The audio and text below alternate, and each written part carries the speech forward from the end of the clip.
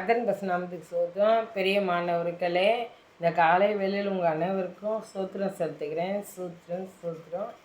இப்போ நம்ம வேதத்தை வாசிக்கலாம். சோத்திரம். ஏசியா தீர்க்கதரிசன புத்தகம் 54ஆம் அதிகாரம். சோத்திரம். 17ஆம் வசனம். உனக்கு விரோதமாய் உருவாக்கப்படும் எந்த ஆயுதமும் வாய்க்காதே போகும். இந்த வார்த்தைக்காக சொல்கிறேன். பெரிய மாணவர்களே, உங்களுக்கு விரோதமாக எழும்பப்படும் எந்த ஆயுதமும் வாய்க்காது போகுமா. அதனால் நீங்கள் எதை குறித்தும் பயப்பட வேண்டாம். நம்ம இப்படி இருக்கமே, கஷ்டப்படுறோமே, கவலைப்படுறோமே, நமக்கு யாராவது ஏதாவது பண்ணியிருப்பாங்களா அப்படி கூட நினைப்பாங்க சிலர்.